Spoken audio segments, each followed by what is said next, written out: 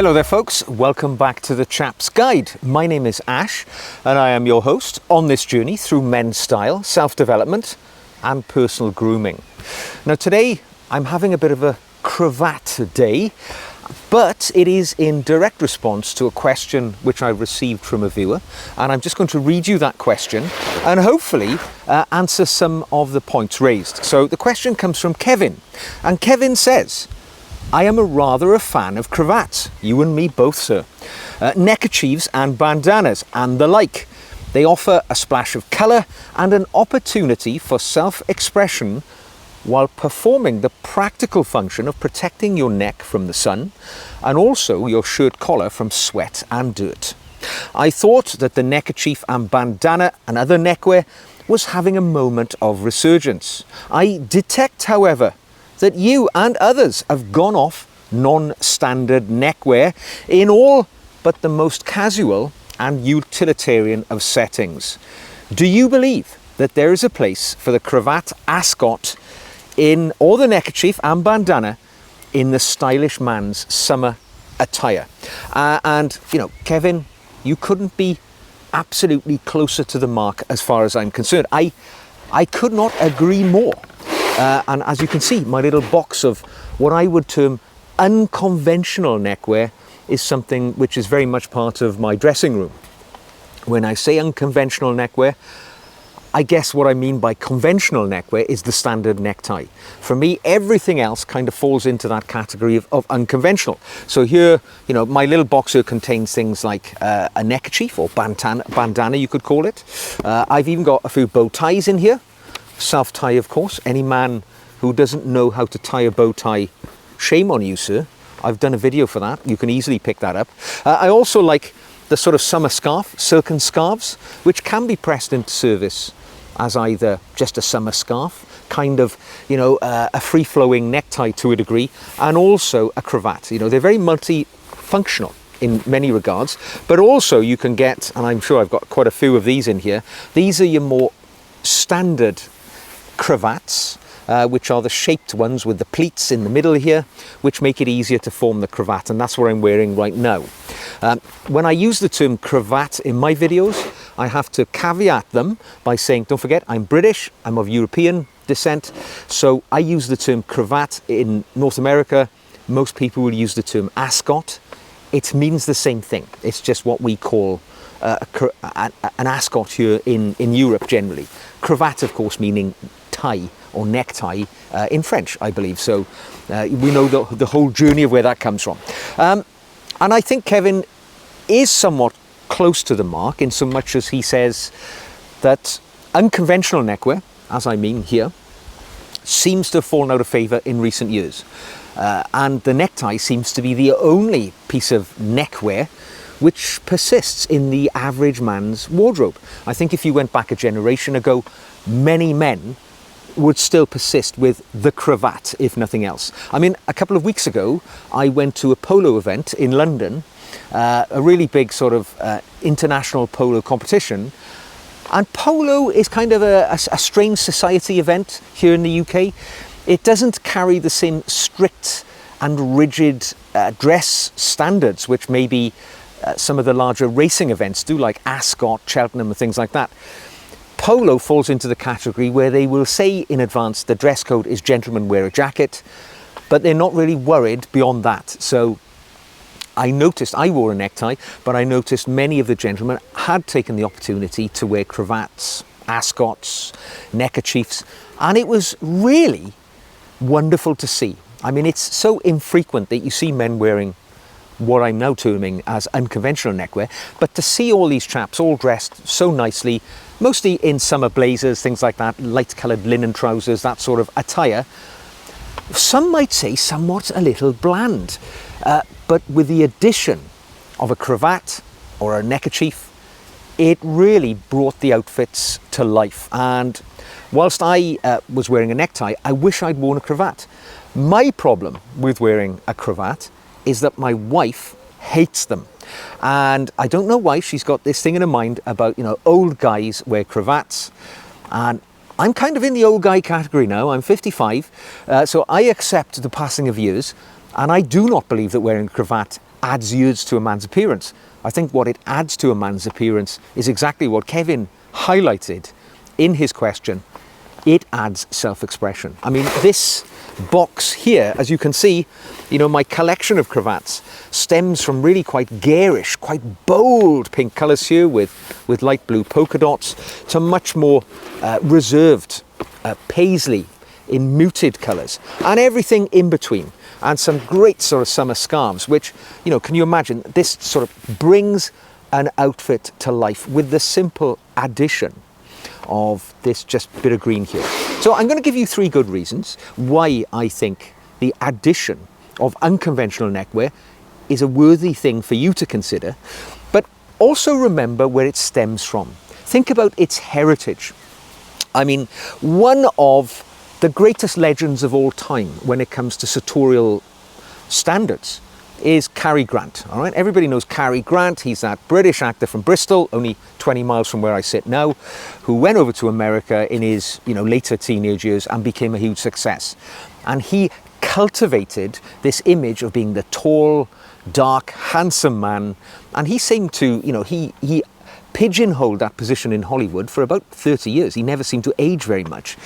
But he was a very savvy dresser. He was a regular visitor to Savile Row, and he was very frugal in many degrees as well. But he knew how to present himself in the best possible way. And you often saw Grant wearing a cravat or a neckerchief when he dressed, typically in more casual and less formal roles which he played on the big screen and in his private life. Now, the reason for that is because in that era, the necktie was king. If a gentleman dressed to go out in the evening to a meal, maybe black tie, tuxedo, he would be wearing a bow tie. The daytime, in the sort of clothing of that period, men would wear suits, shirts, and the tie. The cravat, the Ascot, would have been reserved for situations where one was visibly demonstrating that one is in a less formal situation. And Grant really nailed it. A lot of people don't realise, though, that Carrie Grant added the scarf, the neckerchief, and the ascot or cravat to his outfits, not just to make himself look more stylish.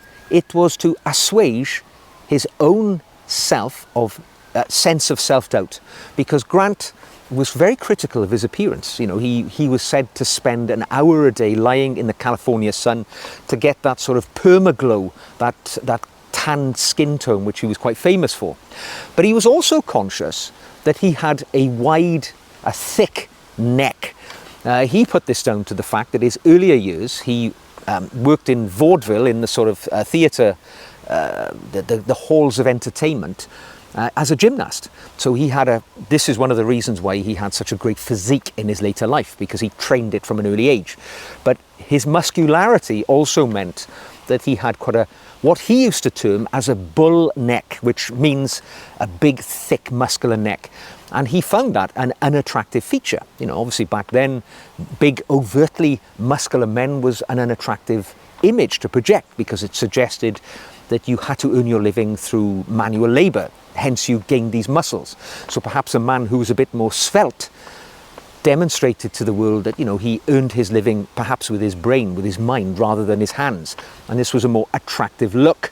So Grant always liked to distract from the lines of what he called his bull neck by wearing a cravat or a neckerchief. And I think it worked out rather well for him. But even to this day, there are good reasons to wear unconventional neckwear.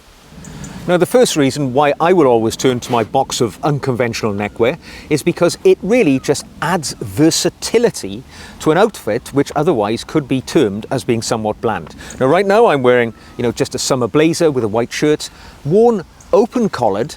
It is devoid of character. Yes, my pocket square adds a little splash of colour, but if I'm not going to wear a necktie and I just want to go somewhat more casual, the addition of the cravat, it allows me to add colour, it allows me to add pattern and texture, and also remain very, very comfortable.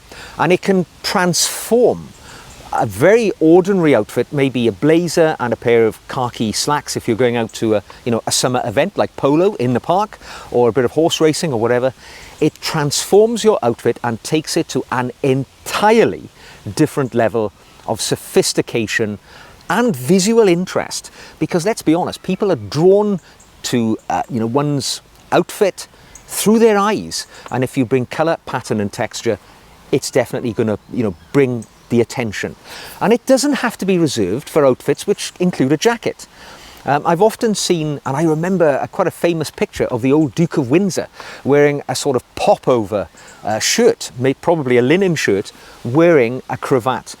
And in the summer months, when we wish to dress down, right, when we're taking clothes off rather than putting clothes on because of the environment of high temperature, high sun, whatever, particularly with a shirt, if you're only going to wear a shirt, I think it's very difficult to jazz it up, to make it interesting. But if you can throw that neckerchief perhaps, or a scarf, or a cravat, it really just brings it to life and shows without any doubt that you're somebody who's considered your outfit, understands how accessories work, and you've nailed the look. Now, another reason why I think unconventional neckwear, is worth considering is its seasonal adaptability. And as Kevin alluded to in his question to me, it serves a purpose for the cold and the warm times of year. I mean, I vividly remember many years ago when I was on an expedition into the rainforest in northern Thailand, wearing just sort of a field shirt all the time, but I added an orange neckerchief to my outfit. And it served as an ideal absorption tool for the sweat, which was flowing off me freely in extremely high temperatures and high humidity. But also, every time we stopped, I could drench it in water, tie it around my neck, and it would, keep the pulse points in my neck a little cooler. It gave me at least the sense of being cool. In addition to that, in an outfit which was entirely olive green, it added a little smack of colour. It looked rather wonderful. And it was commented on many times by people I encountered. You're a debonair fellow to find in the rainforest. And, little touches, something so small, it can add a little element of practicality. Now, even right now, it's not, it's the middle of summer, but it's not particularly warm.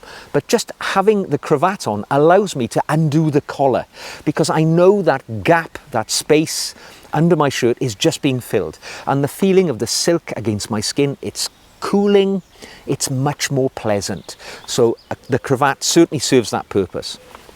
Of course, in the winter months, wearing a neckerchief or a scarf or a cravat, it seals off the collar.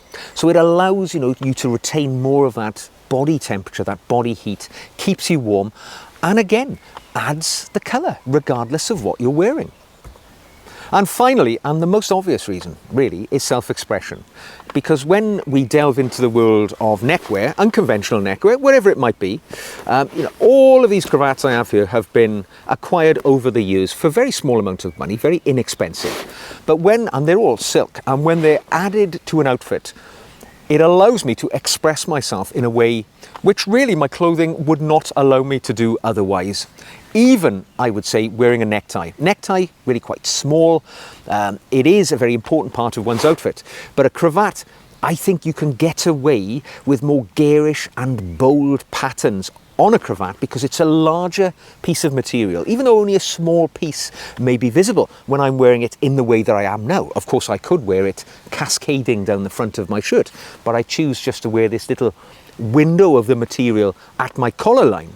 It gives you all of that opportunity to show the world how you're feeling that day. You could be feeling rather somber and you just go for something quite muted. Or as I say, you could go for something which screams, flamboyance. It depends on your character, your personality, and how you're feeling that day. And I think that's how the cravat, the Ascot, or shall we say, unconventional neckwear in general, has been used by men over the years. I mean, when we look back, I made a bit of a list of some of those famous movie stars that we recognise as being big cravat wearers. People like Carrie Grant, David Niven, my favourite gentleman of all time, Fred Astaire, and even Clark Gable. They've all There are images online of them wearing the cravat, the necktie, in place of a necktie. And that golden era can be brought into the modern world because they're modern people. Like Jeremy Irons, the British character actor, hardly ever seen off duty when he's not on a set without wearing some form of unconventional neckwear. Will Smith, many images of that fallen movie star with a cravat, and it looks that little bit more stylish. Paul Bettany, famously from the Marvel movies, British actor, but knows how to rock it. As of course does Daniel Craig, our favourite ex-James Bond, who know that cravat adds that little bit of panache to an outfit, which it's very difficult to find elsewhere. So there we go, Kevin. I hope I've answered your question. I hope I have now signed the warrant for you to wear the cravat anytime that you want to. I hope you've enjoyed the video in general. If you have, like the video, subscribe for more. If you'd like to come on the journey with me towards Chap Nirvana, you can become one of my patrons. The link to my patron pages is in the show notes below. Tiny monthly fee means you will benefit from the additional videos I make every week exclusively for my patrons, and I'd love to have you along. So until the next time we meet, folks, wear that unconventional neckwear with pride and passion, and I'll see you soon.